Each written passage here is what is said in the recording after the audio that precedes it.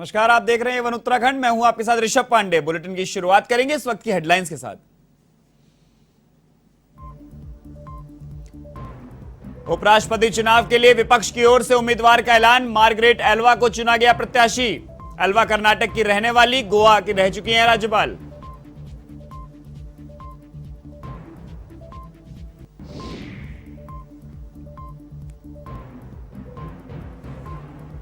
राष्ट्रपति चुनाव को लेकर भाजपा दिख रही पूरी तरह से मुस्तैद। भाजपा प्रदेश कार्यालय में मॉक ड्रिल का आयोजन। मुख्यमंत्री धामी, मदन कौशिक समेत कई विधायकों ने की शिरकत। 2 निर्दलीय और 2 बसपा विधायकों ने भी दिया समर्थन।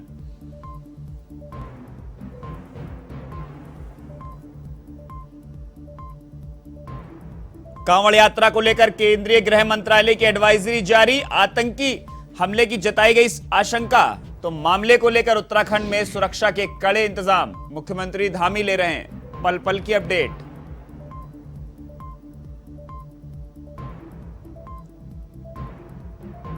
देहरादून में सोनिका ने संभाली जिलाधिकारी पद की कमान। जिलाधिकारी के साथ बनाई गई सिटी की सीईओ। पदभार ग्रहण करने से पहले परिसर में किया वृक्षारोपण।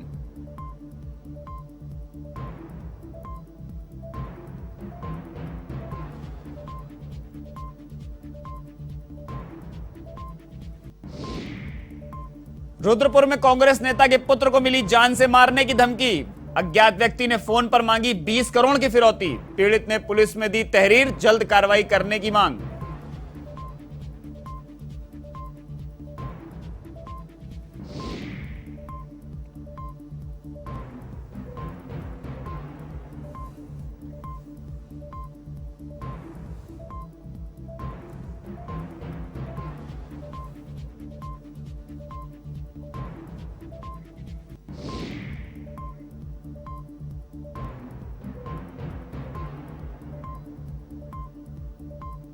अब खबरें विस्तार से। उपराष्ट्रपति चुनाव के लिए एनडीए के बाद विपक्ष की ओर से भी उम्मीदवार का ऐलान कर दिया गया है। विपक्षी दलों ने मार्गरेट एल्वा को उपराष्ट्रपति पद का प्रत्याशी चुना है। एनसीपी अध्यक्ष शरद पवार ने मार्गरेट एल्वा के नाम का ऐलान किया। मार्गरेट एल्वा गोवा की राज्यपाल रह चुकी हैं। वो कर्नाटक की रहने वाली हैं। मार्गरेट एल्वा का जन्म 14 अप्रैल 1942 को कर्नाटक के मैंगलोर में हुआ था। उन्होंने अपनी पढ़ाई कर्नाटक में ही पूरा की। उसके बाद मार्गरेट कांग्रेस से जुड़ी और कांग्रेस ने उन्हें राज्यसभा भेज दिया। वह अलग अलग मंत्रालयों की समिति में भी शामिल रह चुकी हैं। कांग्रेस ने उन्हें 1975 में पार्टी का महासचिव भी बनाया था और एल्वा कुल 4 बार राज्यसभा की सदस्य रही हैं। उसके बाद 1999 में वह लोकसभा की सदस्य चुनी गई। आपको बता दें कि उपराष्ट्रपति चुनाव के लिए उम्मीदवार 19 जुलाई तक अपने नामांकन पत्र दाखिल कर सकते हैं। नामांकन पत्रों की जांच 20 जुलाई को की जाएगी और देश का अगला उपराष्ट्रपति चुनने के लिए 6 अगस्त को वोटिंग होगी।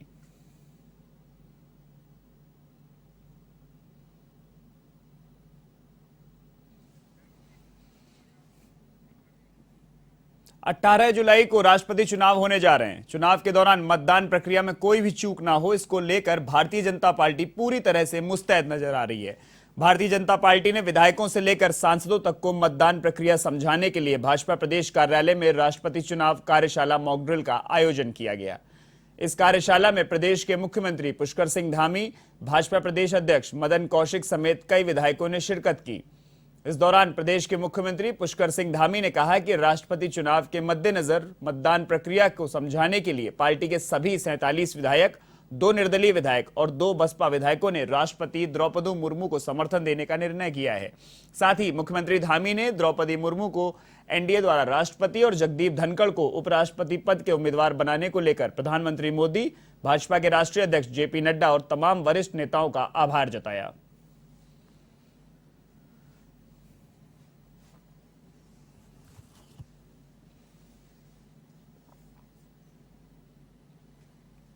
इसमें तो सभी को आगे आना चाहिए। और जहाँ तक द्रौपदी मुर्मू जी का सवाल है, बहुत सारे दलों ने, बहुत सारी विधायकों ने और सांसदों ने, सब ने जो है अंतरात्मा की आवाज़ पर सब लोग आगे आ रहे हैं, सब लोग वोट दे रहे हैं, क्योंकि वो ऐसे समाज से आती हैं जो समाज हमेशा पीछे रहा है। आदिवासी समाज हमारा, जनजाति समाज, तो सब लोग द्रौपदी मुर्मू जी का समर्थन कर रहे हैं। और वो कह रहे हैं कि पार्टी से पहले जो है वो द्रौपदी जी का चयन करने के लिए जो है उनको प्राथमिकता दे रहे हैं। तो यहाँ उत्तराखंड में भी हो जाएगा। बहुत बहुत धन्यवाद। हम सभी अपने 47 भारतीय जनता पार्टी के और 2 निर्दलीय विधायक और 2 बहुजन समाज पार्टी के, उन्होंने हमारी राष्ट्रपति पद की उम्मीदवार द्रौपदी मुर्मू जी को समर्थन और मत देने का निर्णय किया है। मैं उन सभी का धन्यवाद करता हूं और जगदीप धनखड़ जी को उपराष्ट्रपति पद का उम्मीदवार एनडीए ने बनाया है, इसके लिए मैं माननीय प्रधानमंत्री जी का और राष्ट्रीय अध्यक्ष जी का और एनडीए के समस्त नेताओं का और उनके जो समर्थक दल हैं उन सभी का धन्यवाद करता हूं। राष्ट्रपति चुनाव से पहले पूरी गंभीरता के साथ भारतीय जनता पार्टी ने देश भर में इस अभियान को लिया है। पिछले चुनाव में देखने में आया था कि जब राष्ट्रपति के चुनाव में काफ़ी वोट रद्द हुए थे या डालने में त्रुटि हुई थी। इसमें त्रुटि ना हो इस प्रकार का एक अभियान भारतीय जनता पार्टी ने लिया है। अपने सारे विधायकों को और सांसद गणों को इसमें एक कार्यशाला के माध्यम से, और कार्यशाला कल हमारी हुई थी, आज सुबह सभी विधायकों को हमने बुलाया और विधायकों को यहाँ ठीक प्रकार से मतदान की जो प्रक्रिया है कैसे गुजरेंगे वो इस प्रकार का पूरा प्रक्रिया से गुजारा। साथी और इंडिपेंडेंट उन्होंने भी भारतीय जनता पार्टी की प्रत्याशी के पक्ष में मतदान किया और कल जो है सुबह 9:45 बजे हम लोग वहाँ पर जाएंगे और इस प्रकार से रिहर्सल की है, मत का सही प्रयोग सब लोग करेंगे। हमने महामहिम राष्ट्रपति के लिए माननीय मुर्मू जी को पूरा समर्थन है। प्रदेश में धामी जी के नेतृत्व में लोकप्रिय सरकार काम कर रही है और बहुत अच्छी तरीके से काम कर रही है, इसलिए हमने एक जनजातीय महिला को बीजेपी ने प्रत्याशी बनाया है महामहिम का। तो इससे अच्छा क्या हो सकता है कि मुर्मू जी राष्ट्रपति बने और हमारा उनको पूरा समर्थन है। उत्तराखंड के मुख्यमंत्री पुष्कर सिंह धामी ने कोविड वैक्सीनेशन अभियान को प्रधानमंत्री मोदी का ऐतिहासिक कदम बताया। मुख्यमंत्री धामी ने कहा कि प्रधानमंत्री नरेंद्र मोदी के कुशल नेतृत्व में भारत में कोविड वैक्सीनेशन का सबसे बड़ा और सफल अभियान संचालित किया गया है। मुख्यमंत्री ने देश में कोविड की 200 करोड़ डोज का आंकड़ा पार करने को ऐतिहासिक बताते हुए कहा कि यह प्रधानमंत्री नरेंद्र मोदी के कुशल नेतृत्व में कोरोना योद्धाओं के अथक परिश्रम का परिणाम है। मुख्यमंत्री ने प्रदेशवासियों से अपील करते हुए कहा है कि कोरोना महामारी के खिलाफ लड़ाई में वैक्सीनेशन ही हमारा सबसे बड़ा हथियार है। सभी प्रदेशवासी जो भी 18 वर्ष के ऊपर हैं वो सभी कोविड प्रिकॉशन डोज अभियान का हिस्सा बनकर कोविड वैक्सीन अवश्य लगवाएं और अन्य लोगों को इसके लिए प्रोत्साहित करें।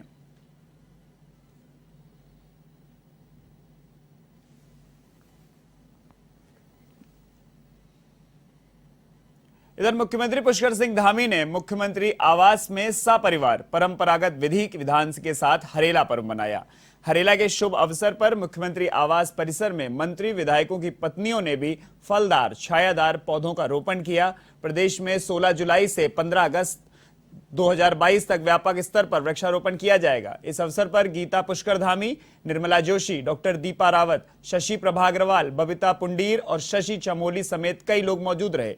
गीता पुष्कर धामी ने उपहार स्वरूप मंत्री विधायकों की पत्नियों को पौधे भी भेंट किए। उन्होंने कहा कि संस्कृति और प्रकृति के संगम से परिपूर्ण यह पावन पर्व हम सभी को पर्यावरण संरक्षण के प्रति हमारे कर्तव्यों का बोध कराता है।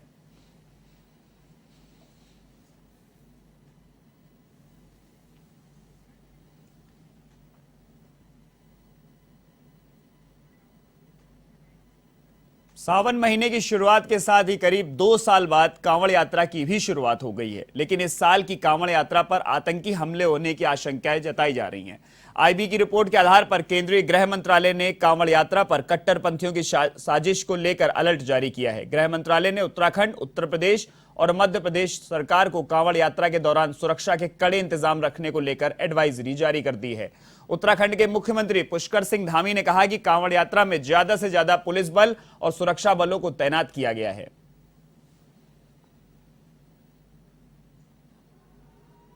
देखिए, हेली के जरिए तो हमारी निगरानी नहीं है, ड्रोन के जरिए है और सीसीटीवी कैमराज के थ्रू। और 24 घंटे दिन रात हमारे आदमी बैठे रहते हैं जो 400 कैमरे पे एक एक घुमाते रहते, पूरी नज़र है हमारी, मतलब। और ऑफ कोर्स हम अलर्ट हैं और गृह मंत्रालय जी किसी भी जो अलर्ट आए उसको लेके भी अलर्ट है। मतलब नहीं, हमारी कावड़ यात्रा सुरक्षित होगी और उसके लिए हमने सभी सुरक्षा के जितने भी एजेंसियां काम कर रही हैं, सुरक्षा बल काम कर रहे हैं, वो मुस्तैदी से करेंगे। हर प्रकार की समीक्षा हम लोग कर रहे हैं। उत्तराखंड के ADG law and order V Murugesan ने ऋषिकेश कोतवाली में बने कंट्रोल रूम का निरीक्षण किया। इस दौरान उन्होंने कंट्रोल रूम में तैनात पुलिसकर्मी से शहर के तमाम चौक चौराहों पर लगे सीसीटीवी के बारे में जानकारी भी ली। ऐसे में मौके पर मिली अव्यवस्थाओं को लेकर नाराजगी व्यक्त करते हुए अधिकारियों को तुरंत ही समाधान के निर्देश दिए।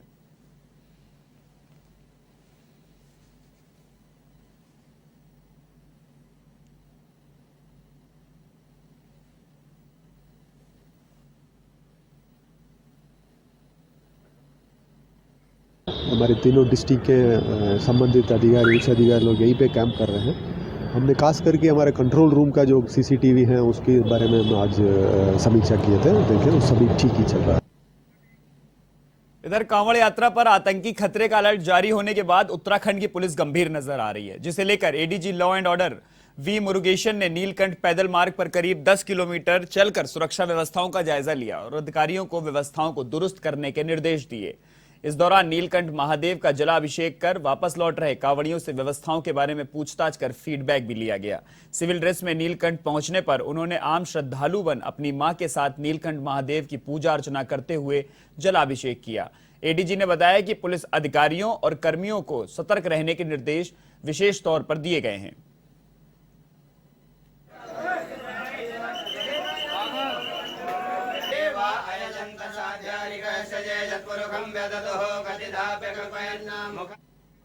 वहीं देहरादून में बैच 2010 की आईएएस अफसर सोनिका ने जिलाधिकारी पद की कमान संभाल ली है। बता दें कि जिलाधिकारी होने के साथ ही आईएएस सोनिका सिटी की सीईओ भी बनाई गई हैं। पदभार ग्रहण करने से पहले जिलाधिकारी ने परिसर में वृक्षारोपण किया और साथ ही जिलाधिकारी ने कहा कि इस मौसम में उनकी सबसे पहली प्राथमिकता देहरादून में चल रही योजनाओं का रिव्यू लेना है और ज्यादा जरूरी योजनाओं पर सबसे पहले काम किया जाएगा।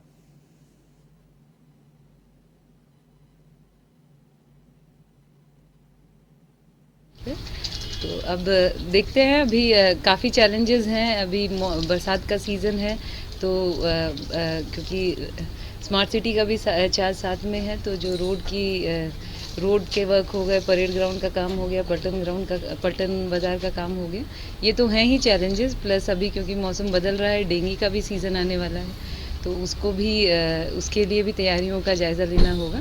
और साथ ही साथ अब जैसे मैं अभी रिव्यू लूँगी उससे प्रायोरिटाइज़ करेंगे किस चीज़ पे ज़्यादा काम करना है, किस पे ज़्यादा ध्यान देना है और अकॉर्डिंगली फिर उस पर कार्य किया जाए। प्राथमिकता तो यही है, बरसात का सीज़न है, लोगों को जितनी कम असुविधा हो यहाँ पे, वही मेरी कोशिश रहेगी। स्वागत है। बढ़ते हैं अगली खबर की तरफ। अल्मोड़ा में जिलाधिकारी वंदना ने दूनागिरी सेब बागान, पांडव खोली ट्रैकिंग मार्ग और राजकीय चौबटिया उद्यान का निरीक्षण किया। साथ ही रतखाल और दुधौली के लोगों की समस्याएं भी सुनी और डीएचओ के समस्त स्टाफ की समीक्षा कर प्रति व्यक्ति नामवार एकल रिपोर्ट प्रस्तुत करने के निर्देश दिए। जिलाधिकारी वंदना ने कहा कि उद्यान का क्लस्टर बनाकर विकास किया जाएगा और कार्य की डिटेल वर्क प्लान बनाकर 1 हफ्ते में रिपोर्ट प्रस्तुत की जाए।